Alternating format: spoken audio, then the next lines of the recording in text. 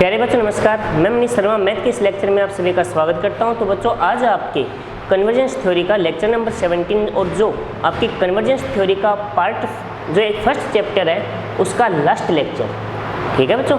बाकी जो next lecture होगा उसके अंदर यानी हम फिर स्टार्ट करेंगे आपके इनफाइनाइट सीरीज के ऊपर। तो आज के बच्चों इस लेक्चर में आपके क्वेश्चन सीक्वेंस से रिलेटेड कुछ क्वेश्चन और कुछ एग्जाम्पल्स को हम डिस्कस करते हैं। तो जो स्टार्ट करते हैं इस क्वेश्चन से कि limit n tend to infinity हमें सिद्ध करना है कि यदि कोई सीक्वेंस है वो कुछ इस तरीके से जा रही है n+1 n+2 and so on n+n divide by n की होल पावर n। इस तरीके से यदि मान लीजिए आपके पास कोई सीक्वेंस आ रही है तो हम आपको क्या करना होगा, इसको कुछ इस तरीके से सिद्ध करना है कि इसकी पावर जो 1/n होगी उसकी वैल्यू कितनी आनी चाहिए, 4/e के इक्वल आनी चाहिए।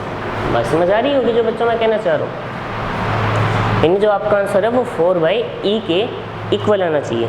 अब माइंड में एक बात बैठाइए कि ये जो क्वेश्चन है वो किससे मिलता जुलता लग रहा है। यदि आपको इतना पता चल जाता है तो फिर क्वेश्चन हो जाएगा, क्योंकि यदि आपको याद हो जो सेकंड थ्योरम है कॉची की, उसके अंदर हम ये प्रूव करते हैं कि xn की होल पावर 1/n l होगा कब, जब limit x on n+1 upon xn equal क्या हो, l हो। हाँ या ना में जवाब दीजिए भाई, ऐसा हम सिद्ध करते हैं नहीं करते हैं। तो यदि बच्चों मैं ये सिद्ध कर दूं तो ये अपने आप सिद्ध हो जाएगा या नहीं हो जाएगा, बात समझ आ रही है। तो मैं ये कह रहा हूँ कि यदि मैं इसे सिद्ध कर दूं तो ये अपने आप सिद्ध होता है, क्योंकि ये ऐसा कॉची की सेकंड थ्योरम में हम प्रूव कर चुके हैं। तो बस इसी को आगे बढ़ाना है। अब तो देखिए, तो सॉल्व करते हैं बच्चों इसको। सबसे पहले xn यहाँ से क्या बनेगा वो पता करते हैं। तो ये बन रहा है n+1 n+2, इस तरीके से चलता हुआ ये जा रहा है n+n यानी 2n तक, नीचे है n की पावर n। अब यदि बच्चों मैं xn+1 यूज करूँ, यदि मैं यहाँ पर n+1 यूज करूँ तो क्या है, तो इसको बच्चों यदि बात आप सोचो, यदि मैं n फैक्टोरियल से ऊपर नीचे मल्टीप्लाई और कर दूं तो थोड़ा सा ध्यान से देखो, यदि मैं इसको ऊपर नीचे n फैक्टोरियल से मल्टीप्लाई और कर दूं तो जैसे आ रहा है। अब मुझे क्या करना होगा, अभी या तो मैं इसको n+2, चलो ऐसे एक बार रखते हैं बाद में सोल्व करेंगे। xn+1 क्या होगा, n को यदि मैं n+1 से रिप्लेस कर देता हूँ, यहाँ पे n को मैं क्या कर देता हूँ बच्चों n+1 से रिप्लेस कर देता हूँ, तो मेरे पास ये वैल्यू क्या आ जाएगी, n+2 n+3 कुछ ऐसा, और ये आ जाएगी 2n+2 तक डिवाइड बाई क्या हो जाएगा n+1 की पावर n+1 कुछ ऐसा। यहाँ तक बच्चों बताइए किसी को भी कोई भी तरीके का डाउट है क्या, यहाँ तक किसी भी स्टूडेंट को कोई भी तरीके का डाउट है तो बताइए, क्लियर है। फिर हमें क्या चाहिए, हमें चाहिए xn+1 अपॉन xn, तो इसके डिवाइड में वो आएगा। तो बच्चों मैं थोड़ा सा डायरेक्टली कुछ करने की कोशिश कर रहा हूँ। ये 2n+2 है, इसको आप समझो, ये 2n+2 तक आया है भाई, लास्ट टर्म 2n+2 है तो इससे पहले वाली क्या होगी, एक ही कम होती जा रही है 2n+1 और उससे पहले वाली सिर्फ 2n, क्लियर हुई। तो यानी जिनके नीचे जिनको मैं एक बॉक्स में बंद कर रहा हूँ बच्चों, ये वैल्यू जब मैं डिवाइड में लूँगा कैंसिल नहीं हो जाएगी क्या, तो इसके अंदर बचेगा क्या, सिर्फ उतना लिख देता हूँ एक बार, 2n+1 बचेगा और 2n+2 बचेगा, नीचे n+1 की होल पावर n+1, उधर क्या बचेगा, ये डिवाइड में आएगा तो रिवर्स हो जाएगा n की पावर n अपॉन n+1। यहाँ तक किसी भी बच्चे को कोई भी तरीके का डाउट है क्या, आराम से देखिए। रिपीट कर रहा हूँ बच्चों कि भाई मैंने इस पे ब्रैकेट किया, क्यों किया, क्योंकि जब मैं यहाँ पे n की जगह n+1 करूँगा तो ये n की जगह n+1 रखते ही n+2 में कन्वर्ट हो जाएगा ना, तो n+2 से स्टार्ट होगा 2n+2 तक जाएगा, लेकिन 2n+2 उससे पहले वाली 2n+1 उससे पहले वाली क्या होगी 2n, यानी ये कैंसिल नहीं हो जाएगी जब मैं डिवाइड में लूँगा, तो बची हुई वैल्यू को लिखा मैंने इसमें 2n + 1 2n + 2 डिवाइड में ये डिवाइड में आएगा तो रिवर्स हो जाएगा, आपको पता है कुछ ऐसा। यहाँ से 2 कॉमन ले लूँ, यहाँ से भी 2 कॉमन लेता हूँ, 2 कम, ठीक है। तो आ जाएगा 2 कॉमन, सॉरी 2n ही कॉमन निकालो, पहले 2 निकालो, n + 1/2, ये क्या आएगा, 2 कॉमन निकाला तो ये हो गया 4, n + 1, n की power n divide by n + 1 की होल पावर n + 1, n + 1, ये फिर कैंसिल। अब यदि मैं इन दोनों से n बार निकालूं 4, इससे n बार निकालूंगा तो ये हो जाएगा 1 + 1/2n, ठीक है बच्चों। और इसकी पावर हो जाएगी n की पावर n + 1, इससे भी मैं n को बार निकाल रहा हूँ, ठीक है। तो n की पावर n + 1 तो बार आएगी, हो जाएगा 1 + 1/n की पावर n + 1, कुछ ऐसा, ठीक है।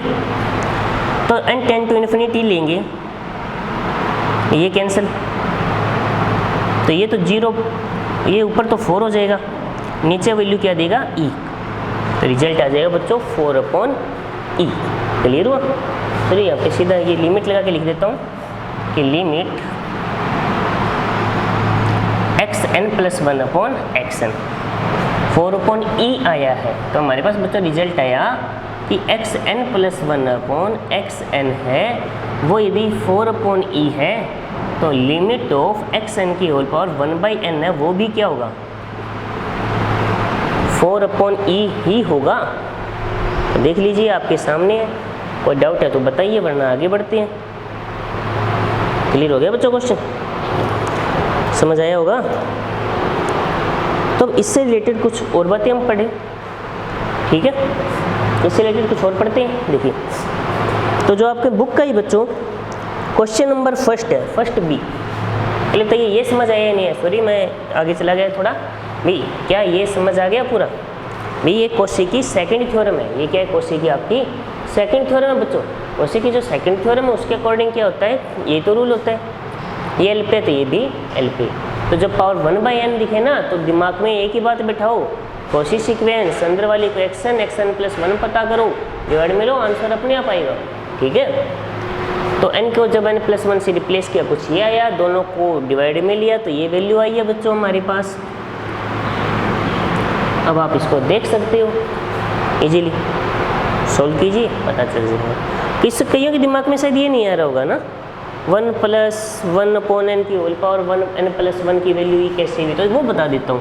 देखो 1/1 + n की पावर को कुछ इसको ऐसे लिख लो, n टेंड टू इन्फिनिटी होते ये 0, ठीक है, तो ये तो 1, और ये बच्चों e होता है। आपको लिमिट का रूल बताया था, यदि n tend to infinity put करने पर 1 की पावर इन्फिनिटी बने, यानी fx की पावर gx हो, लिमिट पुट करने पर ऐसा हो, तो इसको लिखा जाता है e की पावर fx - 1 .gx। जब आप इसको ऐसे लिखोगे e की पावर 1 + 1/n - 1 .n, तो ये e की पावर 1 यानी e बन जाएगा, ठीक है। अब तो बात समझ आ गई होगी, तो इसकी वैल्यू डायरेक्टली e होती है, आपको याद रखनी है, ठीक है। तो बच्चों अब जो आपका ये फर्स्ट चैप्टर है आज कंप्लीट हो जाएगा, क्योंकि इसके लगभग क्वेश्चन तो एग्जाम्पल में आ चुके हैं। हाँ, ये कुछ क्वेश्चन हैं जो इसमें डिस्कस करने वाले हैं, वो हम आज सोल्व करते हैं। तो देखिए, इसे देखो बच्चों, क्वेश्चन नंबर जो फर्स्ट है, सिद्ध कीजिए कि निम्न अनुक्रम कौशी अनुक्रम है जिनके नियम पर, तो ऐसा हमारा किया हुआ है। हाँ, इसका जो सेकंड का ए है वो मैं आपको बताना चाहूँगा। सेकंड का ए -1 की होल पावर यदि n हो तो सिद्ध करना है कि ये कौशी अनुक्रम नहीं होगा। अब बात है कि कौशी अनुक्रम क्यों नहीं होगा, तो देखो पहले तो इसको एक सिंपली भाषा में समझिए। ये स्टार्ट क्या होगा, कुछ ऐसा होगा, इन दो का डिफरेंस, तो यानी यही तो चलता रहेगा, तो कोई भी दो का डिफरेंस हो, डिफरेंस देखो आप, यानी कोई भी क्रमागत में दो पदों का जो डिफरेंस लूँगा वो क्या आएगा वो समझिए। देखिए, तो xn - xm पता करता हूँ मैं, xn - xn + 1 ये हमने एक चीज़ बोली थी बच्चों, याद होगा कि x n plus p minus x n यदि लेस देन एप्सिलॉन हो for all p belong to n, तो हम उसको कोशी सीक्वेंस बोलते हैं। इतनी बात एक बार आप याद रखिए, ठीक है। हम उसको क्या बोलते हैं? Cauchy sequence. तो अब आप देखिए, इसको मैं थोड़ा सा सिद्ध करके बताता हूँ। मान के चला अभी x n plus p minus x n क्या होगा? माइनस 1 की power n plus p minus minus 1 की पावर एन, ठीक है। क्लियर बच्चों? अब यदि मैं इसको कुछ ऐसा लिखता हूँ, माइनस 1 की पावर एन माइनस 1 की पावर पी माइनस 1। अब एन पॉसिबिलिटीज क्या है? एन या तो इवन नंबर होगा या एन क्या होगा? ओड नंबर, ठीक है। एक फाइनाइट वैल्यू है, एन या तो इवन है या ओड है, यानी सम या विषम है। लेकिन जब ये मोड के केस में आएगा, ठीक है, तो लेस इक्वल दोनों केस रहेंगे ना। माइनस 1 की पावर एन माइनस 1 की पावर पी माइनस 1, कुछ ऐसा, तो ये तो 1 हो जाएगा।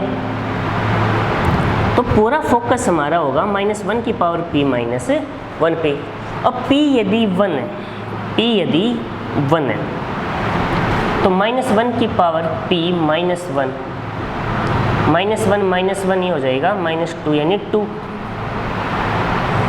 समझे बात को? यानी x n plus p minus x n equal 2 आ सकता है, इक्वल 2 आ सकता है। तो क्या ये सदैव लेस देन एप्सिलॉन होगा? तो ये लेस देन एप्सिलॉन नहीं होगा। भाई आप कहोगे सर कि 2 पुट करने पर तो 0 भी तो हो जाता। हाँ 0 हो जाता, लेस देन एप्सिलॉन है। लेकिन बेटा रूल वो होता है जो सभी जगह अप्लाई हो, केवल एक सवाल पर एक जगह लगने पर रूल थोड़ी ना हो जाएगा। क्या p की सभी वैल्यू के लिए होता है? यहाँ पे हम क्या लिखते हैं भाई, ये कंडीशन लेस देन एप्सिलॉन कब मानी जाती है? For all p belong n, ऐसा लिखा जाता है फॉर ऑल, यानी p की सभी वैल्यू के लिए, सभी नेचुरल नंबर के लिए ऐसा होना चाहिए। क्या लेकिन क्या एक्चुअली में ऐसा होता है? तो आपका जवाब होगा एक्चुअली में ऐसा नहीं होता है। तो बस समझ आ गई होगी। इसके बाद बच्चों जो नेक्स्ट क्वेश्चन है, क्वेश्चन नंबर 3, उसके ऊपर आते हैं। बस समझ आ गई होगी कि कईयों पे डिफरेंस 2 भी देगा, कई जगह डिफरेंस 0 भी देगा, सभी जगह ये लेस देन एप्सिलॉन नहीं होगा, ठीक है। तो ये कोशी सीक्वेंस नहीं है। और बच्चों हमने इससे रिलेटेड लगभग एग्जाम्पल में ही सारी बातें आ चुकी है, सिर्फ ये नहीं आई थी। अब ये क्वेश्चन है 1 प्लस 1/1 फैक्टोरियल प्लस 1/2 फैक्टोरियल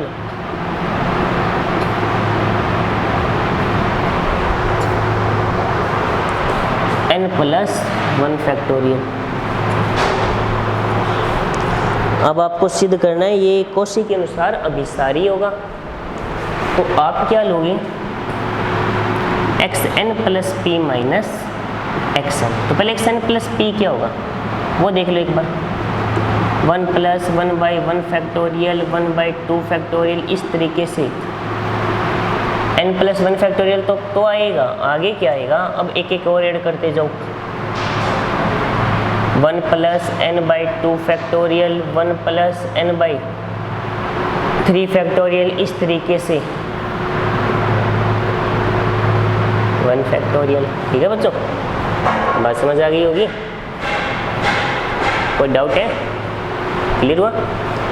अब यदि मैं यहाँ पे सॉरी 3rd नंबर क्वेश्चन है, x n plus p minus x n निकालूँ, इतने पद कैंसिल हो गए क्या यार? n plus 2 factorial n plus 3 factorial and so ये चलता जाएगा।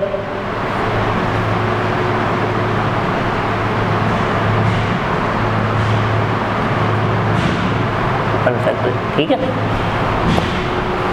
बस समझ आ गई? तो बच्चों यदि मैं अब इनका मोड लेता हूँ, चलो ठीक है, कुछ ऐसा आएगा।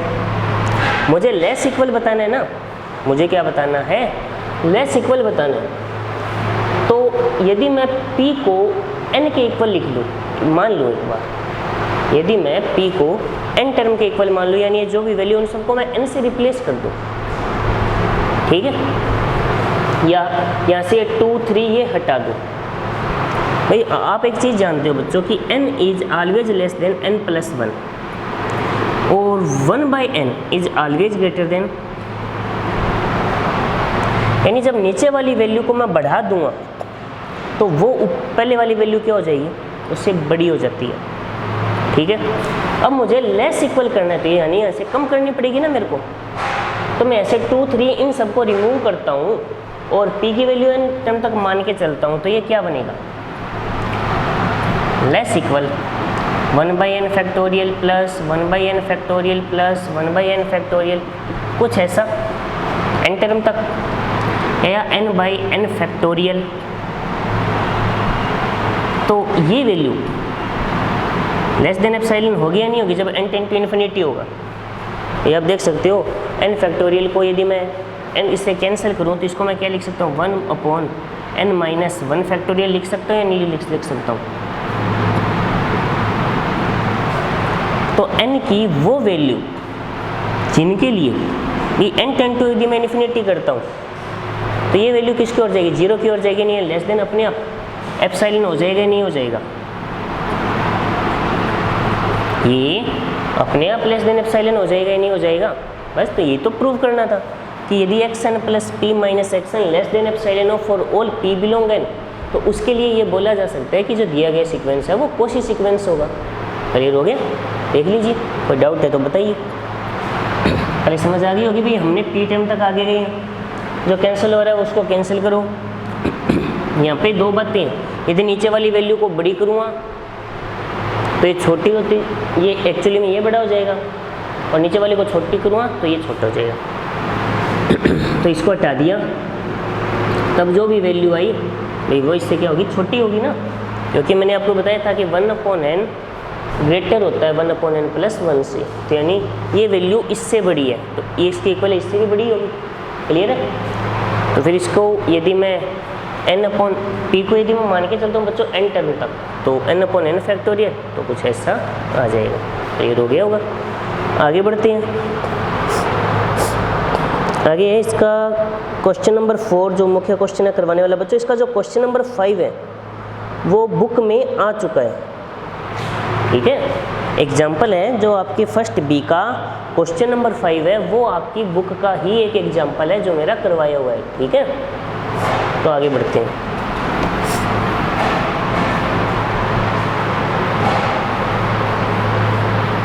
क्वेश्चन नंबर 4 जो आपको समझना है, थोड़ी सी लैंग्वेज है इसकी बढ़िया, वो देखिए। क्वेश्चन बच्चों बहुत ईजी है, आपके बेसिक नॉलेज पे डिपेंड कर रहा है सारा। क्वेश्चन नंबर 4 कंप्लीट आपके बेसिक नॉलेज के ऊपर ही डिपेंड है, ठीक है।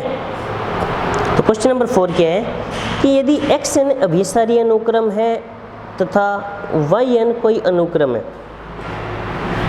आपको बच्चों दिया गया है कि xn क्या है, अभिसारी है। xn क्या है, अभिसारी है। तो यदि आपको जनरल प्रिंसिपल ऑफ कोशी यानी कोशी के अभिसरण का सामान्य सिद्धांत याद हो तो हमने ये सिद्ध किया कि यदि दिया गया अनुक्रम कोशी अनुक्रम है तो वो अभिसारी होगा, और अभिसारी है तो वो कोशी अनुक्रम होगा, जानते हो ना। तो इसका मतलब क्या होगा कि xn माइनस xm is always less than epsilon होगा। This is equation number 1। Clear है, बात समझ आ गई। और आगे दिया है कि yn और कोई ऐसा अनुक्रम है जिसके लिए कुछ ऐसा बोला गया है कि yn minus ym is less equal. This is equation number 2 from equation number 1 and 2। सिद्ध करना है कि yn भी अभिसारी है, then from equation number 1 and 2 ये लेस इक्वल है, ये इससे एप्सिलॉन से छोटा है, यानी yn minus ym is always less than epsilon होगा या नहीं होगा। बस इसका मतलब yn क्या है, कोशी सीक्वेंस है, और कोशी सीक्वेंस है तो क्या हो जाएगा, कन्वर्जेंट यानी अभिसारी अनुक्रम। लीजिए बच्चों, कोई टफ है, आप सिर्फ लैंग्वेज मत देखो भाई, लैंग्वेज देखते ही आप कंफ्यूज हो जाते हो तो ऐसा काम क्यों कर रहे हो भाई, कंफ्यूज होने वाला। फिर लैंग्वेज देखकर आप कंफ्यूज हो जाते हो तो ऐसा काम कंफ्यूज होने वाला आप क्यों कर रहे हो भाई, क्यों बेवजह कंफ्यूज हो रहे हो, है तो बात सिंपल ही। सिंपल सी बात है कि ये भी सारी है, तो इसके लिए ये कंडीशन तो अप्लाई होगी, हम जानते हैं रूल से। इसके बाद ये दिया हुआ है, दूसरी बात कंप्लीट, दोनों को कंबाइंड करो। भाई ये इससे लेस इक्वल है और वो एप्सिलॉन से छोटा है, तो वो तो एप्सिलॉन से अपने आप ही छोटा हो जाएगा वाई वाला। क्लियर हो गया होगा। फिफ्थ बच्चों आपको स्वयं करना है। सिक्स्थ देखते हैं, आपकी हेल्प कर रहा हूँ मैं, ठीक है।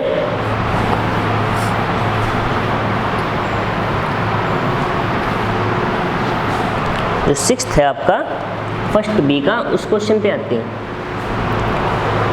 सिक्स्थ है कि limit n tend to infinity,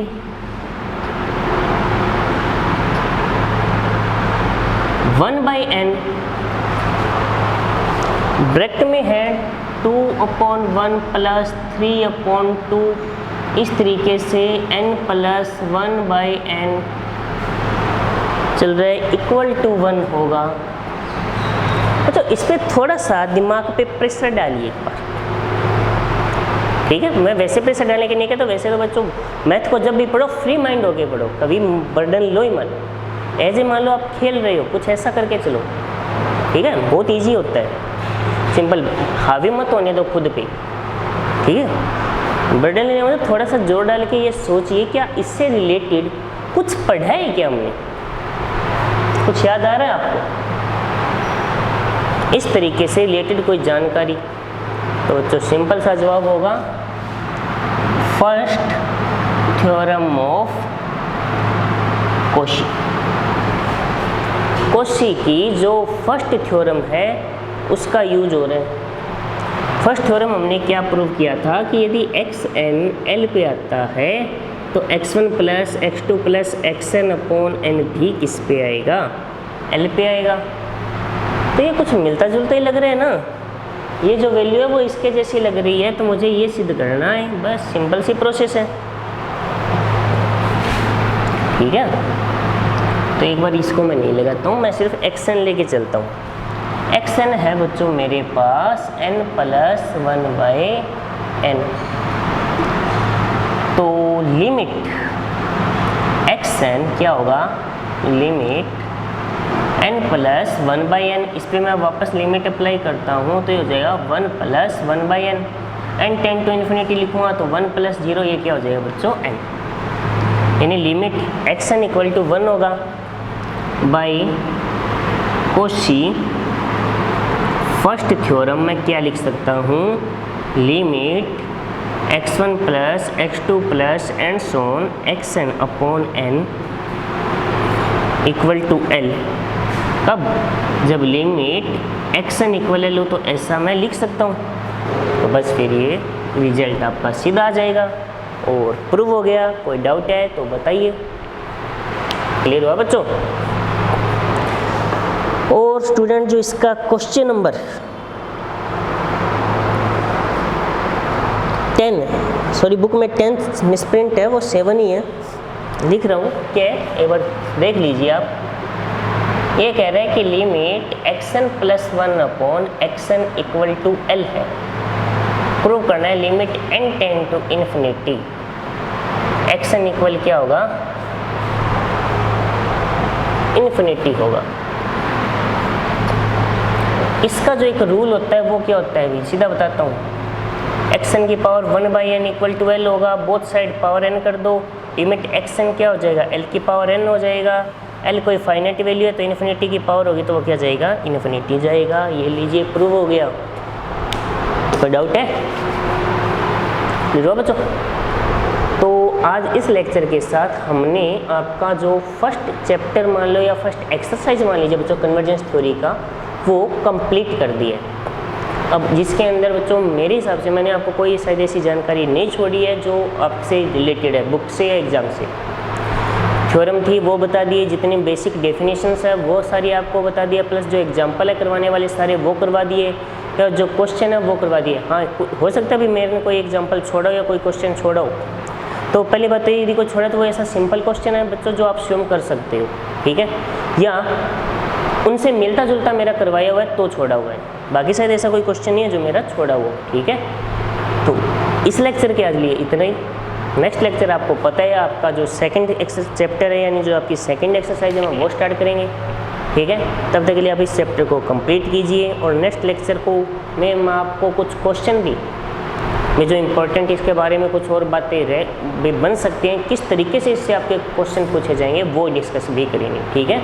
यानी फर्स्ट चैप्टर से रिलेटेड किस तरीके के आपसे क्वेश्चन पूछे जा सकते हैं वो जानकारी प्लस जो नया चैप्टर है वो स्टार्ट करेंगे, ठीक है बच्चों। लेकिन प्रीवियस नॉलेज स्ट्रॉन्ग होना जरूरी है, तभी आगे वाला समझ आएगा, ठीक है। तो तब तक के लिए टेक केयर, धन्यवाद।